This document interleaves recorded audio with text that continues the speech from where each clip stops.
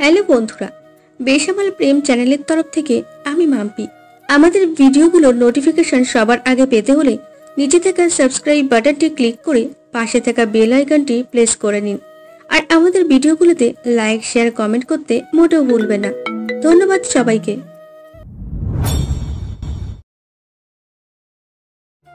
কলেজের গেট দিয়ে ভিতরে প্রবেশ করছিলাম, ঠিক এমন সময় কোথা থেকে একটা মেয়ে এসে আমার সাথে ধাক্কা খেলো আর পড়ে গেল। উঠেই ঠাস ঠাস করে দুইটা চড় দিল। আমি তো অবাক। ওই ছোট লোকের বাচ্চা, দেখে চলতে পারিস না? আমার কি দোষ? আপনিই তো ধাক্কা দিলেন, আর আপনি আমার মা বাবার নাম নিয়ে কথা বলবেন না? তোর সাহস কি করে হয়? হ্যাঁ, আমার মুখে মুখে কথা বলার? কিছু বললাম না। মেয়েটা আরো কিছু কথা বলে চলে গেল। আমি সব অপমান হজম করে ভিতরে গেলাম।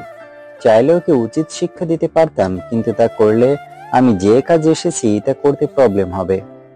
যাই হোক, আমার পরিচয় দিই। আমি জাহিদ। বাবা একজন বড় বিজনেসম্যান। তারপরও ক্ষেত সেজে কলেজে আসার কারণ আছে, তা গল্পের সাথে থাকলে জানতে পারবেন। যে মেয়েটার সাথে ঝগড়া হয়েছে সে দেখতে কিন্তু সেই, তবে অহংকারী, বোঝাই যায়।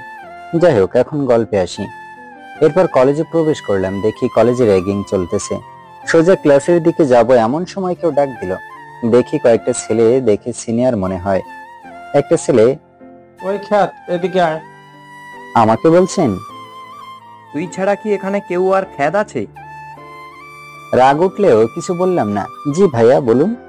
তুই কি এই কলেজে নতুন? জি ভাইয়া, আজকে নতুন আসছি। এইটা ওই মেয়েটাকে দিয়ে আয়। কেন? আমি পারবো না বলেই চলে আসতে লাগলাম। ছেলেটা এসেই আমার কলার ধরে ফেললো। মাথায় রক্ত উঠে গেল। তারপরও শান্ত গলায় বললাম, কলার ছাড়েন। ছাড়বো না, কি করবি? এখন কিছুই করব না, সময় হলেই দেখতে পাবেন। কলার ছাড়িয়ে চলে আসলাম ক্লাসে। আমাকে র্যাগিং করতে আসছে। আমার আসল পরিচয় জানলে পায়ের নিচে পড়ে থাকবে। ক্লাসে আসার কিছুক্ষণ পর স্যার আসলো। গুড মর্নিং স্টুডেন্ট, কেমন আছো সবাই? ভালো আছি স্যার, আপনি কেমন আছেন? ভালো। এই ছেলে, তুমি কে? এই ক্লাসে কি করো? স্যার, আমি এই ক্লাসে নতুন ভর্তি হয়েছি। ও, তাহলে এসব কি পড়ে এসেছো? দেখলে তো ফকিরের মতো লাগে। হঠাৎ করে একটা মেয়ে বলল, পুরাই খ্যাত স্যার। এসব ছোট লোককে কারা জানি ভর্তি করায়। কলেজের মান সম্মান বলে কিচ্ছু থাকলো না। ঠিক বলেছো নীল। এই বস। তার মানে মেয়েটার নাম নীলা। বাহ, নামটাও তো সুন্দর, কিন্তু ব্যবহার এরকম কেন? এরপর ক্লাস শেষ করে বাহির হওয়ার সময় মেয়েটা মানে নীলা ক্ষেত ছোট লোক বলে অপমান করে গেল। কিছু বললাম না। যে কাজে এসেছি তা সফল করতে হবে, এসব নিয়ে মাথা ঘামালে চলবে না। এরপর ফ্ল্যাটে এসে খেয়ে একজনের সাথে কিছু কাজের কথা বললাম। কি কাজ তা পরে জানবেন। এরপর বাড়িতে ফোন দিলাম। হ্যালো আম্মু, কেমন আছো? ভালো আছি, তুই কেমন আছোস বাবা? আমি আলহামদুলিল্লাহ ভালো আছি। আব্বু, মাইশা, জিশান কেমন আছে? তারা সবাই অনেক ভালো আছে। তোকে ছাড়া বাড়িটা কেমন খালি খালি লাগে। তাড়াতাড়ি চলে আয় বাবা। কাজ শেষ হলেই চলে আসবো, তোমরা চিন্তা করো না। এভাবে কিছুক্ষণ কথা বলে কেটে দিলাম, আর দিলাম এক ঘুম। সকালে ঘুম থেকে উঠে নাস্তা করে কলেজে গেলাম। পরদিন কলেজে ঢুকতেই কে যেন পিছন থেকে ডাক দিল। পিছনে তাকিয়ে দেখি নীলা, সাথে তার ফ্রেন্ডরাও আছে। ওই ছোট লোক, এদিকে আয়। কাছে গিয়ে, বলুন, কেন ডেকেছেন? কেন, তোকে কি ডাকাও যাবে না? আসলে তা নয়, কোনো না কোনো কারণে তো ডেকেছেন, তাই জিজ্ঞেস করলাম। কোনো কারণে ডাকি নাই। আচ্ছা, তোর নাম কি? আমার নাম জাহিদ। বাড়ি কোথায়, আর পরিবারে কে কে আছে? আমি আপনাকে এসব বলতে বাধ্য নই। তার চেয়ে বড় কথা, আমি অপরিচিত কাউকে আমার পরিবার বা আমার সম্পর্কে বেশি কিছু বলি না। সো বাই, ভালো থাকবেন বলেই চলে আসলাম। এদিকে নীলা ও নীলার বান্ধবীরা, দেখেছিস ছোট লোকটার কি ভাব? কিভাবে কিছু না বলে চলে গেল। কিরে নীলা, তুই কি ভাবছিস? ভাবছি জাহিদকে তোদের দুলাভাই বানালে কেমন হয়। কি বলতেছিস এই সব? এই ছোট লোকটাকে আমাদের দুলাভাই বানাবি কেন? আসলে ওকে আমার মনে ধরেছে, মানে ওকে ভালোবেসে ফেলেছি। কি রে, কি বলছিস? ওর মতো ছোট লোককে তুই ভালোবাসোস? দেখ তো, মনে হয় টাকা পয়সা কিচ্ছু নেই। তাতে কি হয়েছে? আমার বাবার কি কম আছে নাকি? আব্বুর যা আছে সব তো আমারই। ওকে, তুই যা ভালো মন চাই করস। চল এখন ক্লাসে যাই। চল। এরপর নীলারা ক্লাসে আসলো। স্যারও এসে ক্লাস করাতে লাগলো। দেখলাম নীলা কেমন করে আমার দিকে তাকিয়ে থাকে। আমি সব পাত্তা না দিয়ে ক্লাস করতে লাগলাম। ক্লাস শেষে বাসায় আসলাম। একজনকে ফোন দিলাম। ওপাশ থেকে, ভাই বলেন, তোকে যে ডিটেলস এর কথা বলেছি তা পেয়েছিস? ভাই, আমি আপনাকে পাঠাচ্ছি। ওকে, পাঠিয়ে দে, তাহলে আজকে রাতে একটু করতে পারবো। রাতে একটা মিশনে বের হলাম। মিশনটা শেষ করে আসতে আসতে রাত 1টা বেজে গেছে। বাসায় এসে ঘুমিয়ে পড়লাম। সকালে ঘুম থেকে উঠে যথারীতি কলেজে গেলাম। গিয়ে বন্ধুদের সাথে কথা বলছি। ও, আপনাদের তো বলাই হয়নি, আমার 2জন বন্ধু হয়েছে, নাম সিয়াম ও রনি। আসলে খেতে বলে কেউ ফ্রেন্ড তো দূরের কথা দেখতেই পারে না, এমনকি অনেক স্যার ম্যাডামও। তবে এই 2জন আলাদা। ওদের মন অনেক ভালো। অনেক কথা বলে ফেললাম। এবার গল্পে ফেরা যাক। ওদের সাথে গল্প করছে এমন সময়, আচ্ছা ওই মেয়েটা কে রে? নীলাকে দেখিয়ে বললাম, আরে ও হচ্ছে নীলা, আমাদের সাথেই পড়ে। এটা আমিও জানি, অন্য কিছু বল। ও হচ্ছে বড় লোকের একমাত্র মেয়ে। শুনেছি অনেক রাগীও জেদি।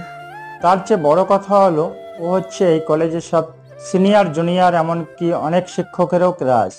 অনেকেই প্রপোজ করেছে, কিন্তু বিনিময়ে 2টা করে থাপ্পড় উপহার হিসেবে পেয়েছে। ও, কি ব্যাপার বন্ধু, হঠাৎ ওর কথা জিজ্ঞেস করতেছে কেন? আবার প্রেমে পড়ে গেল না তো? আরে তেমন কিছু না, এমনি জিজ্ঞেস করলাম আর কি। বুঝি, তবে প্রেমে পড়লেও কোনো লাভ হবে না মনে হয়। ও তো কাউকে পাত্তাই দেয় না। কচু বুঝেছো। চলো এখন ক্লাসে। আপনারা ভাবছেন কেন ওদের আর কিছু বললাম না, তাই তো? আসলেও আমি সত্যি ওকে ভালোবেসে ফেলেছি, সেই প্রথম দেখায়। ভেবে রেখেছি আমার কাজটা শেষ করে ওকে বলবো। প্রপোজে রাজি হলে তো হলো, না হলে আব্বুকে দিয়ে বিয়ের প্রস্তাব পাঠাবো। আব্বুকে দিয়ে পাঠালে তারা মানা করবে না, অবশ্য আমি শিওর। তাই বলি, প্রপোজে রাজি হলে ভালো, না হলে আরো ভালো, ডাইরেক্ট বিয়ে। কি মজা, তাই না? এমা, আপনাদের তো বলে দিয়েছি, আপনারা আবার ওকে বলে দিয়েন না। ঠিক আছে, তাহলে গল্পে ফিরি। সবাই ক্লাসে মেরে ক্লাস করে কিছুক্ষণ আড্ডা দিলাম। তারপর বাসায় এসে বাড়িতে ফোন দিয়ে কিছুক্ষণ কথা বলে কেটে দিলাম। কালকে ডিটেলস গুলো থেকে জানতে পারলাম যে কাজের মাস্টার মাইন্ডের ডান হাতে নাকি আমাদের কলেজেই পড়ে। কাজটা তাহলে আর একটু সহজ হলো। ছবি যেহেতু আছে তাহলে সহজেই চিনতে পারবো। তবে এখন কিছুই বুঝতে দেওয়া যাবে না, আগে মাস্টার মাইন্ডকে সেইটা বাহির করতে হবে। আশা করি খুব তাড়াতাড়ি পারবো। পরদিন কলেজের উদ্দেশ্যে রওনা দিলাম। কলেজে পৌঁছে বন্ধুদের কাছে যাব এমন সময় কেউ একজন ডাক দিল। সেদিকে তাকাতেই দেখতে পেলাম কিছু ছেলে দাঁড়িয়ে আছে। আপনারা কি ভাবছেন, নীলা? আমার পাঠক পাঠিকারা ডস খাইছে। ছেলেটার কাছে যেতেই, কলেজে নতুন? নাম কি তোর? জাহিদ। ধর, এইটা ওই মেয়েটাকে দিয়ে আয়। পারবো না, আপনারটা আপনি দিয়ে আসেন। তোর আমার মুখে মুখে কথা বলার সাহস হয় কিভাবে? তুই জানিস আমি কে?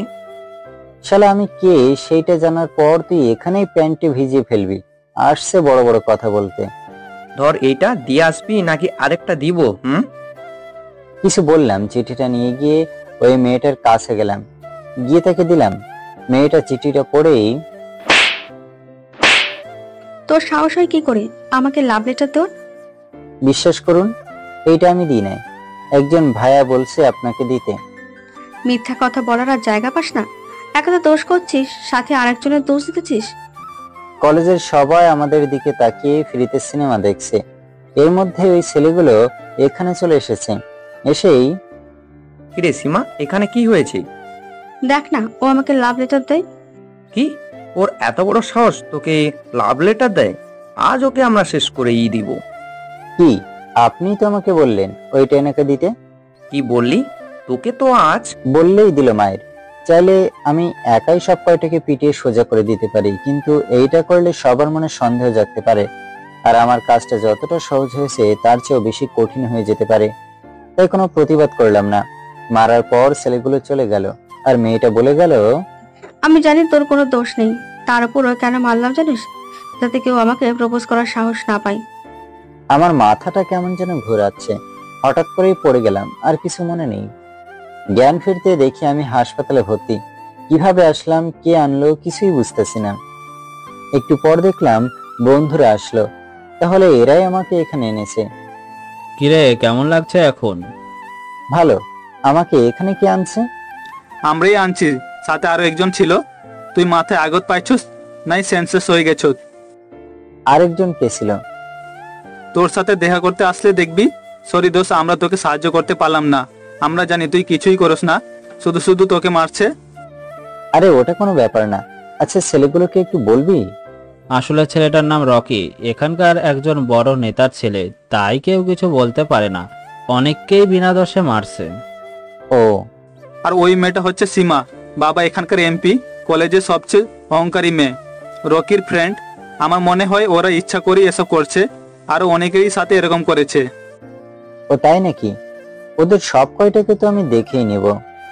কি দেখে নিবি? ওদের সাথে লাগতে যাবি না, ওরা অনেক ভয়ঙ্কর। তোরা জানিস না, ওরা আমার কাছে চিনুকুটি মাত্র। কি বলছে এইসব? পরেই দেখতে পাবি, এখন এসব বাদ দে। ওকে। ওরা আরো কিছুক্ষণ কথা বলে বাইরে গেল ডাক্তারের সাথে কথা বলতে। তারপর কেউ একজন ভিতরে প্রবেশ করলো। আমি তো সেদিকে ফিরে তাকাতেই অবাক, কারণ সে আর কেউ না, সে হলো আপনারা ঠিকই ধরেছেন, সে হলো নীলা। এইবার আর আপনাদের ডস খাওয়াইলাম না। আমি তাকে দেখে কিছুটা অবাক। সে আমার কাছে আসলো। কেমন লাগছে এখন? জি ভালো। আপনি এখানে কি করে? আসলে আমি ওদের সাথে তোমাকে এখানে নিয়ে এসেছি। ও থ্যাঙ্কস এসবের জন্য। আরে থ্যাঙ্কস দিতে হবে না, এটা তোমার কর্তব্য। জাহিদ, আমাকে ক্ষমা করে দাও প্লিজ। কেন ক্ষমা করব? আসলে আমি তোমার সাথে অনেক খারাপ ব্যবহার করেছি, তাই প্লিজ ক্ষমা করে দাও। আরে কি করছেন? আমি তো ওসব অনেক আগেই ভুলে গেছি, ক্ষমা চাইতে হবে না। সত্যি তুমি আমাকে ক্ষমা করে দিয়েছো? আরে বাবা সত্যি। এভাবে ওর সাথে কিছুক্ষণ কথা বলে ওকে বাড়িতে পাঠিয়ে দিলাম। ও এখন যাইতে চাইছিল না, জোর করে পাঠালাম। তারপর হাসপাতাল থেকে বাড়িতে আসলাম। 5 দিন পর কলেজে গেলাম। 3 দিনেই সুস্থ হয়ে গেছিলাম, কিন্তু কিছু কাজ থাকার কারণে কলেজে যেতে পারি নাই, তাই আজকে যাচ্ছি। কলেজে গিয়ে দেখলাম সীমা আর রকিরা একসাথে বসে হাসাহাসি করতেছে। তার মানে সিয়াম রনি যা বলছে তা সত্যি। ওদের তো আমি কোনো দিনও ছাড়বো না। বিনা কারণে ছাত্রছাত্রীদের হেনস্থা করে ওরা, এর ফল ওদের ভোগ করতেই হবে। আর ওদিকে পাত্তা না দিয়ে বন্ধুদের কাছে গেলাম। গিয়ে দেখি ওরা গল্প করতেছে। কিরে, কি খবর তোদের? আমরা তো ভালোই। তুই পুরোপুরি সুস্থ তো? আমি পুরোপুরি সুস্থ। ওদের সাথে গল্প করতেছি, এমন সময় নীলা আসলো। জাহিদ, কি খবর তোমার? ভালো। তোমার? আমি তো ভালোই। তোমার শরীর ঠিক আছে তো? আমি কি তোমাদের সাথে এখানে বসতে পারি? এখানে বসার কি আছে? আপনি আপনার ফ্রেন্ডদের সাথে আড্ডা দিন। কেন, আমরা কি বন্ধু না? না, আমরা কোনোদিন বন্ধুত্ব করেছি বলে তো আমার মনে হয় না। এখন করলে প্রবলেম কোথায়? আমি মেয়েদের সাথে বন্ধুত্ব করি না। আমার সাথে করো প্লিজ। আরে এত করে বলছে যখন কর, কোনো প্রবলেম নেই। ওকে, আজ থেকে আমরা বন্ধু। মনে মনে তো আমি অনেক অনেক খুশি। ওকে। এরপর সবার সাথে কিছুক্ষণ কথা বলে ক্লাসে গেলাম। দেখতে দেখতে ক্লাসও শেষ হলো। ক্লাস শেষে বাইরে আসার পর রকিদের সাথে দেখা। কিরে, তুই এখনো এই কলেজে? দেখতেই তো পাচ্ছেন। আমি তো ভাবছিলাম ওই ধোলাইয়ের পর আর এই কলেজের দিকে মুখ দিবে না। কলেজের দিকে মুখ না দেওয়ার কি আছে? এখানে সবারই পড়ালেখার অধিকার আছে। সো শুধু শুধু এখান থেকে চলে যাব কেন? বাবা, তোর তো দেখি সাহস বেড়েছে অনেক, মুখে মুখে কথা বলছস। আপনার কথা শেষ তো, এখন আমি বাই বলেই চলে আসলাম। আর পিছনে ফিরে তাকালাম না। বাসায় এসে খাওয়া দাওয়া করলাম। রাতের বেলায় আমার গোপন কাজে গেলাম। কাজ শেষ করে আসতে আসতে অনেক রাত হয়ে গেছে। পরদিন কলেজে গেট দিয়ে তাড়াহুড়ো করে ঢোকার সময় তার সাথে ধাক্কা খেলাম। ফলস্বরূপ সে মাটিতে পড়ে গেল। আমি তার দিকে তাকাতে অবাক। এটা তো সীমা। আল্লাহই জানে আজকে আবার কি করে। অপমান তো করবে, এটা শিওর। এসব ভাবতেছি, ঠিক তখনই গালে কিছু ব্যথা অনুভব করলাম। তাকিয়ে দেখি সীমা আমার দিকে অগ্নিদৃষ্টিতে তাকিয়েছে, যেন গিলে ফেলবে। ওই ছোট লোক, তোর সাহস কি করে হয় আমাকে ধাক্কা দেওয়ার? আসলে সরি, আমি তাড়াতাড়ি করতে গিয়ে দেখতে পাইনি, তাই ধাক্কাটা লেগে গেছে। তো সরি ধুয়ে তুই পানি খা। দেখুন আমি সরি বলছি। আমি বলেই চলে আসতে লাগলাম, তখন সীমা বলল আমাকে দেখে নেবে। আমি তার দিকে তাকিয়ে একটা মুচকি হাসি দিয়ে চলে আসলাম। আসতেই নীলার সাথে দেখা। কি রে, তোকে সীমা থাপ্পড় মারলো কেন? আরে আসার সময় ধাক্কা লেগে গেছে, সরি বললাম, তারপরে শুনলো না। তুই কিছু বলি না যে? এখন বলবো না, সময় হলেই বলবো। মানে? এত মানে বুঝে কাজ নেই, চল ক্লাসে যাব, এমনিতেই লেট হয়ে গেছে। ওকে। তারপর ক্লাসে গেলাম, দেখতে পেলাম হারামি দুইটা বসে রয়েছে। আমি যেতেই, কিরে তোর আজকে এত দেরি কেন? আরে দূর, আর বলিস না, এমনিতেই আজ দেরি হয়ে গেছিল, সাথে কলেজে ঢোকার সময় আর একটু ঝামেলা, অসহ্য লাগে সব। কি হয়েছে রে?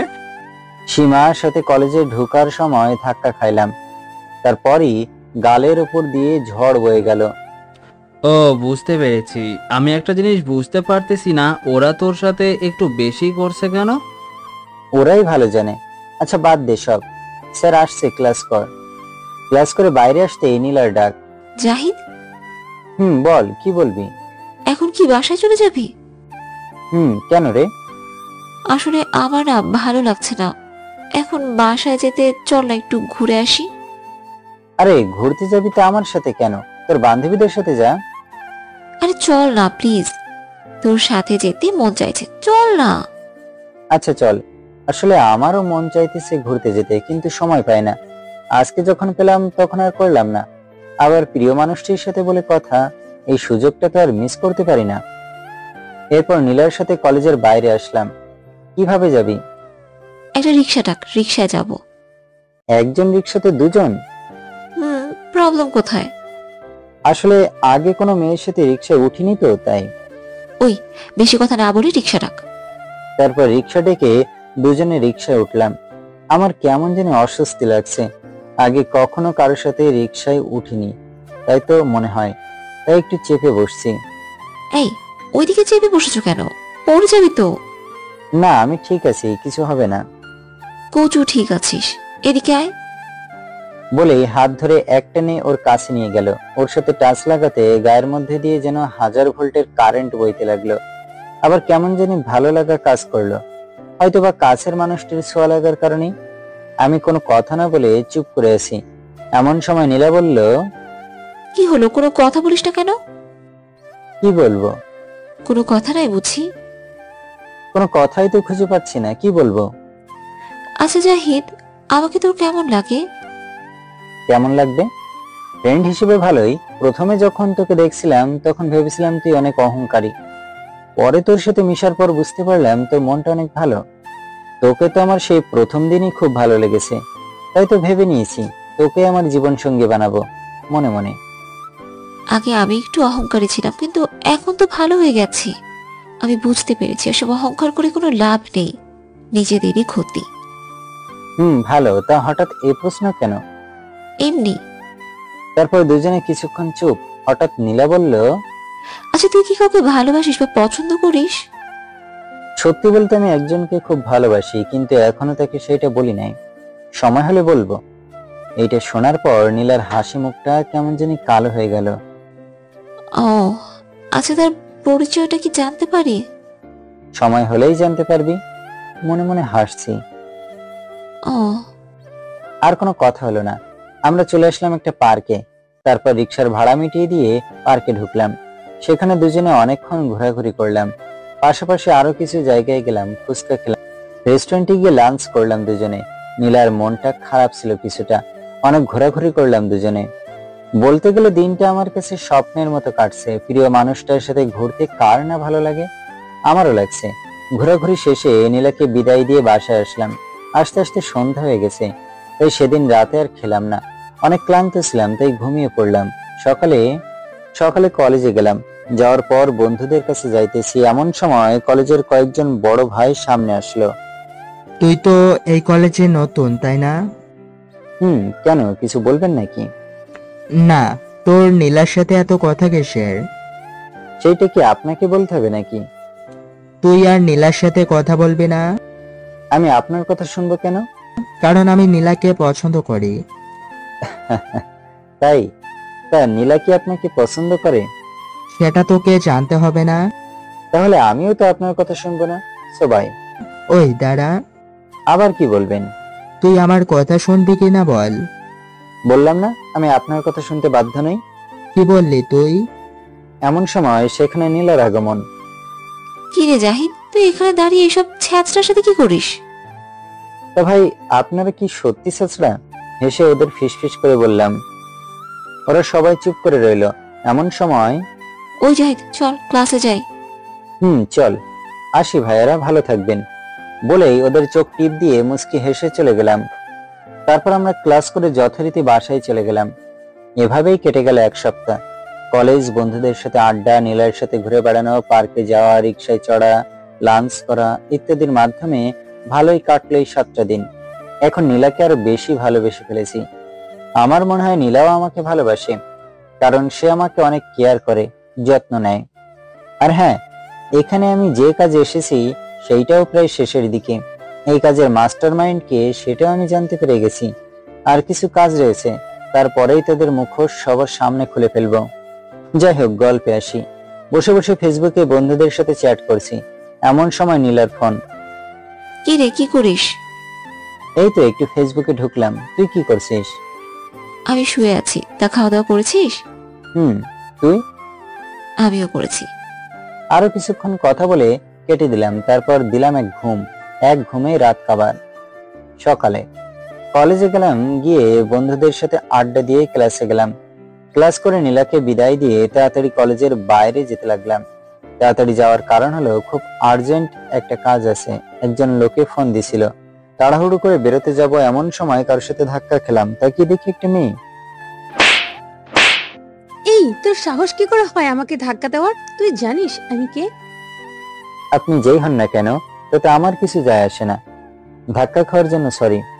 তোর সরি তোর কাছেই রাখ। তুই ধাক্কা দিলি কেন? আরে আমি সরি বলছি তো, আসলে আমার আর্জেন্ট কাজ আছে, তাই তাড়াতাড়ি করতে গিয়ে ধাক্কা লেগে গেছে। শান্তভাবে বললাম, এখন আমাকে যেতে দিন প্লিজ। তোর কাজ থাকলে আমি কি করব? আমাকে ধাক্কা দেওয়ার সাথে তো তোকে পেতেই হবে। ওই সামরি, তোকে বলছি না আমার জরুরি কাজ আছে, তারপরে এমন করছিস কেন? আর ধাক্কা দেওয়ার জন্য সরি বললাম তো, বলেই চলে আসতে লাগলাম। আসলে কাজটা বেশি জরুরি, তাই দেরি হয়ে যাওয়ার কারণে মাথা গরম হয়ে গেছে, তাই থাপ্পড় মেরে দিছি। আসার সময় মেয়েটা বলল আমাকে দেখে নেবে। আমি তার কথায় পাত্তা না দিয়ে চলে আসলাম। বাইরে এসে তাড়াতাড়ি কাজটা শেষ করলাম, যদিও একটু লেট হয়ে গিয়েছিল ওই মেয়েটার কারণে। কাজ শেষ করে বাসায় চলে গেলাম। গিয়ে খাওয়া দাওয়া করলাম, বাড়িতে ফোন দিয়ে কথা বললাম। এরপর নীলা ফোন দিল। কি করিস? এই তো তোর সাথে কথা বলি। তুই? আমিও তোর সাথে কথা বলি। তো খাওয়া দাওয়া করছোস? মাত্রই করলাম। তুই করেছিস? আমি আরো আগেই করছি। আচ্ছা, আজকে কলেজে একটা মেয়ে দেখলাম তোকে থাপ্পড় মারলো, কেন মেরেছে? এই রে, এই মেয়ে আবার কখন ওইটা দেখে ফেললো? আরে ওইটা কোনো ব্যাপার না, আসলে ওর সাথে ধাক্কা লাগছিল তাই। ও। আরো কিছুক্ষণ কথা বলে কেটে দিলাম। তারপর ভাবতে লাগলাম, কলেজের কথা, মেয়েটাকে থাপ্পড় মারা উচিত হয় নাই। ধাক্কাটা তো আমিই দিছিলাম, কি করব, আমার দেরি হয়ে যেতেছিল, তাই থাপ্পড় মেরে দিছি। থাক, কালকে গিয়ে আবার সরি বলে দেব। এখন ঘুম পাচ্ছে, ঘুম যাই। দিলাম এক ঘুম। পরদিন কলেজে গেলাম, গিয়ে দেখি সিয়াম আর রনি আড্ডা দিতেছে, আমিও গেলাম। হ্যালো গাইস, কি খবর তোমাদের? ভালোই। তোর? ভালো। এরপর ওদের সাথে আরো কিছুক্ষণ কথা বলার পর নীলার সাথে দেখা করতে গেলাম। গিয়ে দেখলাম নীলা তার বান্ধবীদের সাথে আড্ডা দিতেছে। সেখানে একটু অবাক হলাম, কারণ সেখানে কালকের ওই মেয়েটাও আছে। মেয়েটার দিকে তাকাতে দেখি মেয়েটা আমার দিকে রাগী দৃষ্টিতে তাকিয়েছে। নীলা, একটু জোরে ওকে ডাক দিলাম। জাহিদ, তুমি দাঁড়াও, আমি আসছি। নীলার বান্ধবীদের বলল তোরা থাক, আমি যাই, এই বলে আমার কাছে আসলো। এরপর নীলার সাথে একটু কলেজ মাঠে ঘুরলাম। তারপর নীলাকে বললাম, আচ্ছা নীলা, আজকে তোমাদের সাথে একটা নতুন মেয়ে এসেছে দেখলাম, ওইটা কি? ও হচ্ছে রিয়া, এই কলেজের প্রিন্সিপালের মেয়ে। ও, তাই তো বলি, এত দেমাগ কিসে? কি করেছে ও? আরে না, তেমন কিছু না। ওই, তুই আবার প্রেমে পড়ে গেলি না তো? পড়লে প্রবলেম কোথায়? ওকে রাগানোর জন্য বললাম। কি বললি বেয়াদব? তোকে তো আজ আমি মেরে ফেলবো। এমা, এ তো পুরাই রেগে ফায়ার হয়ে আছেন। ওইটা বলে তো ভুল করলাম। আরে ছাড় ছাড়, কি করছিস? সবাই দেখছে তো। ছাড়াতে ছাড়াতে নীলা এবার একটু শান্ত হলো। তুই যে বললি তুই ওর প্রেমে পড়ে গেছিস। আরে তুই কাঁদছিস কেন? আমি তো জাস্ট মজা করলাম। এবার একটু স্বস্তি পেল। এমনি এইসব বিষয় নিয়ে কেউ মজা করে? আমি তো সত্যি ভেবেছিলাম। হয়েছে, চল এখন ক্লাসে যাই। চল। এরপর দুজনে ক্লাসে গেলাম, দুজনে ক্লাস করলাম। আমি হাফ টাইমের সময় বাইরে হাঁটছিলাম, এমন সময় রিয়ার সামনে এলো। এই ছোট লোক, তুই কালকে আমাকে মারছিলি মনে আছে? কিন্তু ওইটার জন্য দুঃখিত। কালকে আমার অনেক তাড়া ছিল, কিন্তু আপনি আমাকে দেরি করিয়ে দিচ্ছিলেন, তাই রাগ উঠে গেছিল, তাই থাপ্পড় মারছি। আর আমি তো আপনাকে ইচ্ছে করে ধাক্কা দিই নাই। আমি তো ওসব শুনতে চাইনি। আমার গায়ে হাত তোলার সাথে তো তোকে পেতেই হবে। কি করবেন? আমার জুতোটা মুছে দে। হোয়াট? জুতোটা মুছে দে, না হলে টিসি দিয়ে কলেজ থেকে বের করে দেব। তারপরও দিব না। তুই আমার মুখের উপর কথা বলিস? দে জুতোটা মুছ। আমি পারবো না। তুই পারবি না মানে তোর বাপ পারবে। আমাকে যা বলার বলছস। আমার বাবা মায়ের নাম নিয়ে কিছু বলবি না, যা এখান থেকে। তোকে আমি ছাড়বো না। বলেই চলে গেল। জানি না কি করবে। আমি ভাবতেছি এ কোন জায়গায় আসলাম। একটা মেয়ের অহংকারে পা মাটিতেই পড়ে না। আমি আছি আটকে বিপদে। এতদিন ছিল সীমা, এখন আসছে রিয়া। কি যে করি ভাবতে ভাবতে দেখি নীলা আমার সামনে আসলো। কি রে, এখানে দাঁড়িয়ে কি ভাবছিস? কিছু না, চল। এর মাঝে একজন এসে বলল আমাকে নাকি প্রিন্সিপাল ডাকছে। বুঝতে বাকি রইল না রিয়া কিছু বলছে। আমি তাকে আসছি বলে প্রিন্সিপালের রুমের দিকে যেতে লাগলাম। নীলা বলল আমিও যাব তোর সঙ্গে। আমি মানা করলাম, তারপরেও আমার সাথে গেল। রুমে প্রবেশ করতে দেখলাম রিয়া বসে আছে। রিয়া কান্না করছে, গালে হাত লেগে আছে। আমার একটু ভয় ভয় করছে, কি করব বুঝতে পারছি না। ভয়ে ভয়ে প্রিন্সিপালের সামনে গেলাম। জাহিদ, তুমি রিয়াকে অপমান করছো কেন? আর তাকে থাপ্পড় কেন মারছো? আমি কালকে তাড়াতাড়ি যাওয়ার সময় ওর সাথে ধাক্কা লাগে, সরি বলার পরও অপমান করে, তাই থাপ্পড় মারছি। আজকে অপমান করছে, থাপ্পড় মারছে, তাই আমিও মারছি। আপু সব মিথ্যে বলছে। আরে কান্না আওয়াজ বাড়িয়ে দিল। তোমার সাহস কি করে আমার মেয়ের গায়ে হাত তোলার, ওকে অপমান করার? এখনই আমি তোকে টিচি দিয়ে দিচ্ছি। নীলা কিছু বলতে চেয়েছিল, আমি মানা কি দিলাম ইশারায়। আমাকে টিসি দিবেন, তাও আপনার মেয়েকে থাপ্পড় মারার জন্য? How funny. ওই, তোর সাহস হয় কিভাবে এভাবে কথা বলার? একে তো আমার মেয়েকে অপমান করেছো, আবার এখন আমার সাথে এভাবে কথা বলছো। দেখুন স্যার, আমি কিছু বলতেছি না। আপনি আপনার মেয়ের গায়ে হাত তোলার জন্য কাউকে টিসি দিতে পারেন না। ওই চুপ কর।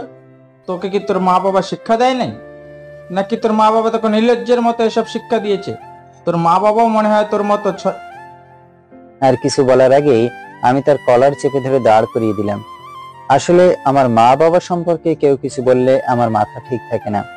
কাউকে সহজে ছাড় দিই না, হোক সে বড় আর ছোট। তাই এসব বলা মাথায় রক্ত উঠে গেছে। কোনো কিছু না করে অপমানিত হচ্ছি। তোর সাহস কি করে হয় আমার মা বাবাকে নিয়ে কথা বলার? তাদের সম্পর্কে আর একটা বাজে কথা বললে এখানে মেরে পুঁতে ফেলবো। কেউ কিচ্ছু করতে পারবে না। আমার সম্পর্কে যাই বলছস, কিন্তু মা বাবার সম্পর্কে কিছু বলবি না। কোনো কিছু সম্পূর্ণ না শুনে বিচার করার মানে কি? তোর মেয়ে কি না কি বলছে তা দেখে কাউকে টিসি দিবি? মামার বাড়ির আবদার নাকি? রাগের মাথায় তুই করে সব বলে ফেললাম। আরে তোকে বলেছিলাম আমি ইচ্ছে করে ধাক্কা দিই নাই, তারপরে বিষয়টা এত দূর নেওয়ার মানে কি? আপনাদের কাছে কি অন্যদের মানুষ মনে হয় না? সবার সাথে ভালো ব্যবহার করতে শিখুন। একবার ভেবে দেখেন আপনারা যদি ওদের জায়গায় থাকতেন। বলেই বাইরে চলে আসলাম। রাগে আমার মাথা ফেটে যাওয়ার অবস্থা। এরা নিজেদের কি মনে করে? আমার পিছন পিছন নীলাও আসলো। আমার এই ব্যবহার দেখে সবাই অবাক প্লাস ভয় পাইছে দেখেই বুঝছি। তারপর আমি বাইরে চলে আসার পর দেখি নীলা আমার দিকে অবাক দৃষ্টিতে তাকিয়েছে। এই নীলা, কি হলো? এভাবে তাকিয়েছো কেন? চুপ করে তাকিয়ে আছে। ওই, এভাবে তাকিয়েছোস কেন? হালকা ধাক্কা দিয়ে বললাম। তুমি কি সত্যি সে জাহিদ যাকে অনেক অপমান করার পরও কিচ্ছু বলে নাই? কেন, সন্দেহ লাগছে নাকি? সেটা তো অবশ্যই। এত অপমান সহ্য করা ছেলেটা প্রিন্সিপালের সামনে এমন হলো কিভাবে?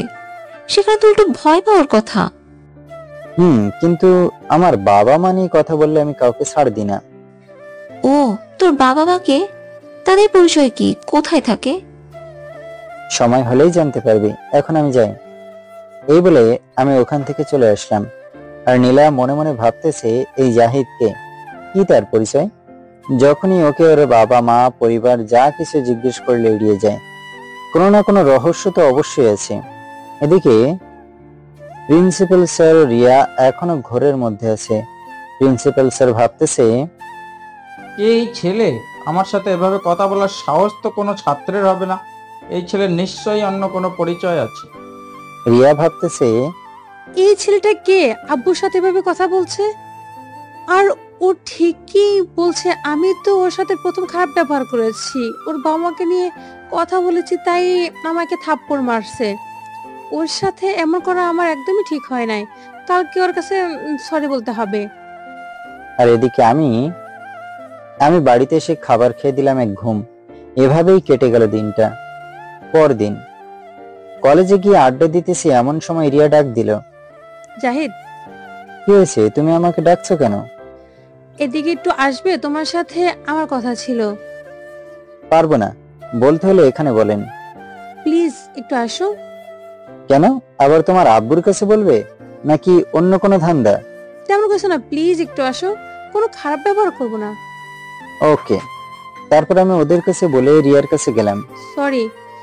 কেন? এতদিন তোমার সাথে মিসবিহেভ করার জন্য। আসলে তুমি থাপ্পড়টা মারছো, তাই রাগ উঠে গিয়েছিল। It's okay. আর কিছু বলার থাকলে তাড়াতাড়ি বলেন, না হলে আমি যাই। আমরা তো একসাথেই পড়ি, তাই আজ থেকে আমরা ফ্রেন্ড। সরি। কেন? কারণ আমি মেয়েদের সাথে বন্ধুত্ব করি না। শুধু আমার সাথে করো প্লিজ। তাছাড়া তুমি তো নীলার সাথে বন্ধুত্ব করেছো। নীলার সাথে বন্ধুত্ব করার অন্য একটা কারণ আছে। কি কারণ? সেটা এখন বলা যাবে না। আমি তোমার বন্ধু হলে কোনো সমস্যা হবে না, আর খারাপ ব্যবহার করো না প্লিজ। ওকে, তবে বন্ধুর থেকে বেশি কিছু না। ওকে। এরপর রিয়াকে নিয়ে বন্ধুদের কাছে গেলাম, ওদের সাথে পরিচয় করিয়ে দিলাম। আর এসব দেখে নীলা তো রেগে আগুন হয়ে গেছে। ওকে দেখেই বোঝা যাচ্ছে সবার সাথে থাকায় কিছু বলতে পারতেছে না। আমি ওকে আর কিছু না বলে সবার সাথে গল্প করতে বসলাম। আড্ডা দেওয়া শেষে সবাই ক্লাসে যাব এমন সময় ওই তোরা যা, আমি আরো পরে আসছি। ওরা সবাই চলে গেল। তারপর ওই তুই রিয়ার সাথে বন্ধুত্ব করলি কেন? কি করব, ও অনেক করে বলছে। ও বললি করতে হবে নাকি? আরে করলে প্রবলেম কোথায়? অনেক সমস্যা। আরে বাদ দে, বন্ধুত্বই তো করছি, প্রেম আর করিনি। কি বললি বেয়াদব? ওই স্যার এভাবে কেউ কারো কলার ধরে নাকি? আমি ধরি। আরে তুই রেগে যাচ্ছিস কেন? তুই কিছু বুঝিস না। কি বুঝবো? থাক, আর বুঝে কাজ নেই, চল ক্লাসে। চল। তারপর আমরা দুজনে ক্লাসে গেলাম। ক্লাস করে কলেজ শেষে বাসায় আসলাম। এসে খাওয়া দাওয়া করে বিকেলে একটু বের হলাম। আর 2-3 দিন পরই এই শহর ছেড়ে চলে যাব। তারের বাসায় আসলাম। রাতে আম্মুর কাছে ফোন দিলাম। আসসালামু আলাইকুম আম্মু। ওয়ালাইকুম আসসালাম। কেমন আছিস তুই? আম্মু আমি ভালো আছি, তুমি? আমিও ভালো আছি। বাড়ির সবাই কেমন আছে? সবাই আলহামদুলিল্লাহ ভালো আছে। তোকে ছাড়া বাড়িটা কেমন খালি খালি লাগে। চিন্তা করো না, আমি আসতেছি। তা কবে আসবি বাবা? পরশু আসতে পারি, আমার কাজ প্রায় শেষ। তা বৌমাকে এখন নিয়ে আসবি নাকি? না আম্মু, আমি বাড়ি আসার পর তোমাদের বলছি। আরো কিছুক্ষণ কথা বলে শুয়ে পড়লাম। তার পরদিন কলেজে গেলাম। আজকে আমার আসল কাজ। কলেজে গিয়ে দেখি রকি ও তার বন্ধুরা একটা মেয়ের সাথে বাজে আচরণ করছে। কেউ কিছু বলছেও না। আমি তো ভাবছি বাহ, ভালোই সুযোগ পেলাম, আজকে এর ফয়সালা করব। রকির সাথে দেখলাম সীমাও আছে। আমি মনে মনে ভাবছি, সে একটা মেয়ে হয়েও অন্য মেয়ের সাথে বাজে আচরণ করার সঙ্গ দিচ্ছে। হায় রে মানুষ। তারা যখনই মেয়েটার ওড়না ধরতে যাবে তখনই আমি হাতটা ধরে ফেলি। আমাকে দেখে তো ওরা পুরাই রেগে রয়েছে। ওই তোর সাহস হয় কিভাবে আমার কাজে বাধা দেওয়ার? ওনার সাথে খারাপ ব্যবহার করতেছেন কেন? শান্ত গলায় বললাম। তোকে বলতে হবে নাকি? তুই এখানে এসে কথা বলার সাহস পেলি কোথায়? সেটা পরে বুঝবি, আগে ওনাকে যেতে দে। আমি মেয়েটাকে যেতে বললাম আর মেয়েটা চলে গেল। তোকে এতদিন এত কথা বলার পরও তুই আমার সামনে আসছিস?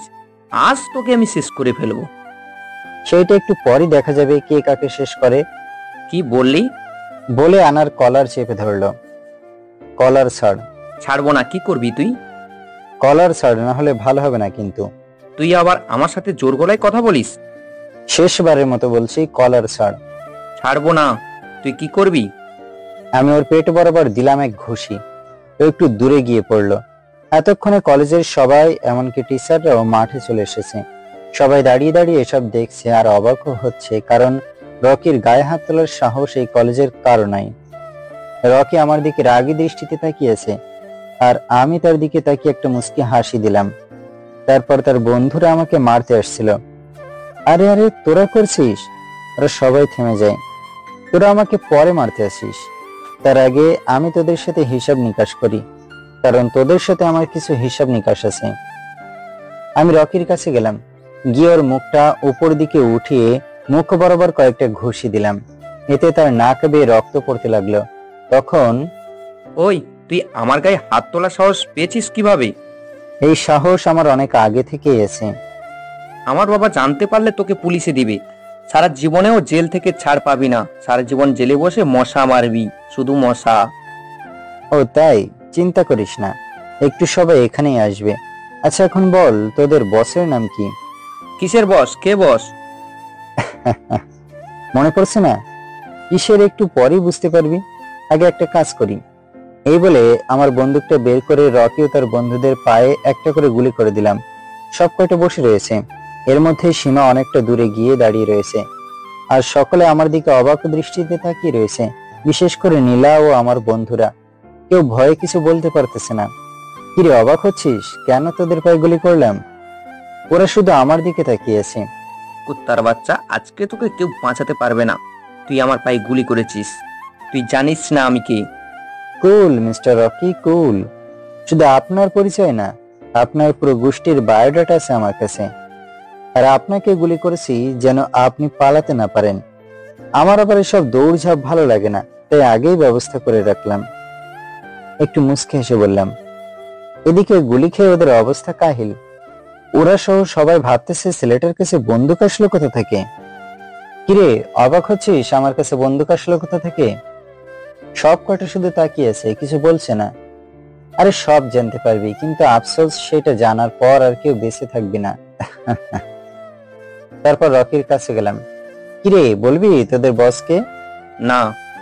বলে ফেল, তোরা কেউ বাঁচবি না। আমাদের মেরে ফেললেও বলবো না। ওকে, তাহলে আমিই বলি। তোদের লিডার এখানকার কমিশনার। ওর কথাতেই তোরা ড্রাগ সাপ্লাই দেশ। Am I right? রকি তো পুরোই অবাক, আর ভাবতেছে কেউ কিরে এসব জানে। তখন দেখলাম কলেজে 4 থেকে 5টা গাড়ির সাথে পুলিশের গাড়ি প্রবেশ করেছে। বুঝতে বাকি রইল না কারা আসছে। এরা আর কেউ না, এরা হলো রকির আব্বু আর পুলিশ।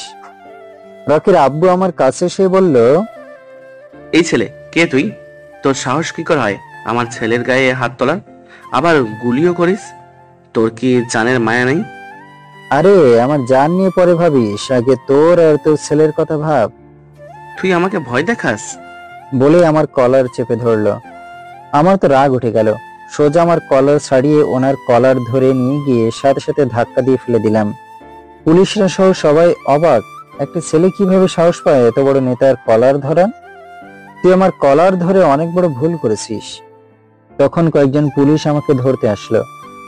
এ কে রে তুই? তুই জানিস কার গায়ে হাত তুলেছিস? জেলে নিয়ে গিয়ে এমন উত্তম মাধ্যম দেব না, নিজের নাম পর্যন্ত ভুলে যাবি। আমি একটা মুচকি হাসি দিলাম। তখনই সবাই দেখলো 4টা হেলিকপ্টার ও নিচে দিয়ে 5টা গাড়ি এসেছে। সবাই ভাবতেছে এখন আবার কি আসলো। আসলে এগুলো সবই আমার দলের। গাড়িতে করে এখানকার কমিশনারকে আনা হয়েছে, কারণ সেই হলো রকিদের বস। এরা এখানে ড্রাগসের ব্যবসা করে আর অনেক ধরনের খারাপ কাজ করে। এদের শেষ করার জন্যই আমার এখানে আসা। যদিও এটা আমার দলের যে কাউকে পাঠালেই শেষ করতে পারতো, কিন্তু আমার আরো একটা কাজ ছিল, সেটা পরে জানতে পারবেন। এতদিন আমি এদের সকল আস্তানা ধ্বংস করছি, তাই আজকে কাজটা পুরোপুরি কমপ্লিট করে ফেলবো। তারপর হেলিকপ্টারগুলো মাঠে ল্যান্ড করলো, গাড়িগুলো থামলো, আর আসল অপরাধীকে নামিয়ে আমার কাছে নিয়ে আসলো। হেলিকপ্টার থেকে কয়েকজন নামলো, আর একজন এসে আমাকে আমার কোটটা পরিয়ে দিল। এরপর এসব গাড়ি থেকে 50 জনের মতো লোক নামলো, সবার হাতেই অস্ত্র। আমি এবার রকি আর কমিশনারের সামনে গেলাম। গিয়ে রকিকে বললাম, কিরে তোর বসকে তো ধরে আনলাম, আমাকে কিছু করবি না? ওরা সকলে ভয় পেয়ে গেছে। তখন ওই তুই আমাকে এখানে ধরে আনছস কেন? ওই তোরা ওকে গ্রেপ্তার করস না কেন? ওরা গ্রেপ্তার করতে আসলে ওদের প্রাণটাও যাবে তোদের সাথে। আব্বু, তোমার এত ক্ষমতা, তুমি কিছু করতেছো না কেন? তখনই রকির আব্বুর মোবাইলে ফোন আসে। আরে শরীফ সাহেব, রকির আব্বু, আপনি আপনার ফোনটা আগে ধরুন, পরে আমাকে কি করবেন না হয়। একটু মুচকি হেসে বললাম। ফোনে কথা বলার পর তার ফোনটা হাত থেকে পড়ে যায়। কোথায় গেল আপনার ক্ষমতা? আপনার ছেলে সব ধরনের অপরাধ করার পরও আপনি তাকে কিছু করেননি। আপনার ক্ষমতার জোরে আপনার ছেলে অপরাধ করে যাচ্ছে, তাই আপনার এই ক্ষমতাটাই আমি কেড়ে নিলাম। ওনার মুখ দিয়ে আর কথা বেরোচ্ছে না। আর কমিশনার, তোকে বলছি, তোর কাজ হচ্ছে দেশকে রক্ষা করা, আর তুই কিনা দেশের মধ্যে অবৈধ জিনিসের ব্যবসা করিস। কে তুই? আমি তো আমার পরিচয় দিবই, তার আগে শোন, এই কয়দিনে তোর যত অবৈধ আস্তানা, তোর লোকজন সহ সব আমি ধ্বংস করেছি। তোদের ড্রাগসের ব্যবসা আমি এই কয়দিনে বন্ধ করেছি। আজকে তোদের শেষ করে দেব। কে তুই? কি তোর পরিচয়? এসব কিভাবে জানোস? আমার পরিচয় জানার এত আগ্রহ? আচ্ছা শোন, তোরা টাইগার গ্রুপের নাম শুনেছিস? সবাই একসাথে তারা দেশ থেকে সব ধরনের খারাপ কাজ দূর করার জন্য কাজ করে। আর আমি হলাম সেই গ্যাং এর লিডার টাইগার। এটা শোনার পর ওখানে যারা ছিল সবাই 2 কদম পিছিয়ে যায়। তারা যেন মৃত্যুকে চোখের সামনে দেখতে পাচ্ছে। এদিকে অপরাধীদের অবস্থা আরো ভয়াবহ। কিরে, আমার পরিচয় শুনেছিস? আর তোদের শেষ করার জন্যই আমার এখানে আসা। এবার তোদের উপরে যাওয়ার পালা। বলেই সব কয়টাকে উপরে পাঠিয়ে দিলাম, আর আমার লোকদের বললাম এদের লাশগুলো পরিষ্কার করতে। তারপর সকলকে উদ্দেশ্য করে বললাম, আপনারা কেউ ভয় পাবেন না, আমি অপরাধ ছাড়া কাউকে কিছুই করি না। আমার এই কলেজে আসার মূল উদ্দেশ্য ছিল এদের শেষ করা, তা আমি করেও ফেলেছি। এখন আমি এখান থেকে চলে যাব। আর একটা কথা, আজকের এই ঘটনা যেন বাইরের কেউ না জানে, মাইন্ড ইট। বলেই সেখান থেকে হেলিকপ্টার করে চলে আসলাম। কার সাথে কোনো কথা বললাম না। পরদিন কলেজে গেলাম। এইটাই শেষে যাওয়া। গিয়ে হারামিদের কাছে গেলাম। আজকে কলেজের সবাই কেমন করে তাকাচ্ছে, কারণ একে তো কালকের ঘটনা, আবার আজকে আমার গেট আপ পুরো হিরোর মতো। ওদের কাছে গিয়ে দেখলাম সব কয়টা একসাথে আড্ডা দিতেছে। কিরে, কি করো তোমরা? ভাই আপনি এখানে? ওই কে রে? কার ভাই? আপনি আমাদের ভাই। কত বড় মানুষ আপনি! কোনো ভাইটাই নাই, আমি তোদের বন্ধু ছিলাম আর থাকবো। হয়েছে, তোকে কিন্তু আজকে হিরোদের মতো লাগছে। যে দেখবি সেই ক্রাশ খাবে। হয়েছে, আর পাম দিতে হবে না। আর শোন, আমি আজকে চলে যাব। কয়েকদিন পর আবার আসবো তোদের সাথে দেখা করতে। এরপর আরো কিছুক্ষণ আড্ডা দিয়ে নীলার সাথে দেখা করলাম। নীলা, আমি এখান থেকে চলে যাব। সত্যি চলে যাবে? না গেলে হয় না? না রে, চলে যেতে হবে। অনেকদিন আম্মু আব্বুদের থেকে দূরে আছি। ও আচ্ছা, তোকে আমার কিছু বলার আছে। বল। এখানে না, ওই দিকটায় চল। তারপর আমরা ওইদিকে গেলাম। আসলে কিভাবে যে বলি। কি বলবি, বলে ফেল। জানি না তুই কিভাবে নিবি।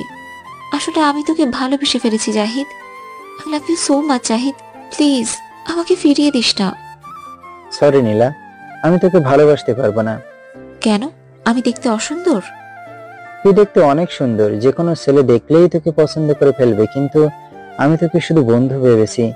আর আমি আজকে ফিরে যাচ্ছি। বলেই সেখান থেকে চলে আসলাম। আর নীলা কাঁদতেছে। আপনারা ভাবছেন আমি তোকে ভালোবাসি, কেন এমন করলাম? কারণ ওকে সারপ্রাইজ দেব, তাই। ওর মুখ থেকে যেটা শোনার সেটা আমি শুনে ফেলেছি। তাই এখন আব্বুকে বলে ওর সাথে বিয়েটা ফাইনাল করে ফেলবো, আর বাসর ঘরের সারপ্রাইজটা দেব। আপনারা আবার ওকে বলে দিন না কিন্তু। ও যখন কাঁদছিল তখন ইচ্ছে করেছিল গিয়ে জড়িয়ে ধরে বলি, আমিও তোমায় ভালোবাসি নীলা। এরপর আমি চলে গেলাম আমার আসল বাড়িতে। গিয়ে দরজায় নক করলাম। আম্মু দরজা খুলেই আমাকে জড়িয়ে ধরে কেঁদে দিল। অনেকদিন পর দেখা হয়েছে। এরপর, আরে কাঁদছো কেন? আমি চলে আসছি না। বাবা, তা কেমন আছিস? ভালো, তুমি? আমিও। তুই তো শুকিয়ে গেছিস। কি যে বলো না, আমি একদম ঠিক আছি। আব্বু আর মায়েশা কই? আজকে ওরা কোথাও যায় নাই, ওদের রুমেই আছে। তারপর মায়ের রুমে গেলাম, পিছন থেকে ওর চোখ দুটো ধরলাম। এই কে? বলতো কে? ভালো তুই। বলে এই পিছন ফিরে আমাকে জড়িয়ে ধরলো। কতদিন পর তোকে দেখলাম, তোকে ছাড়া একটুও ভালো লাগে না।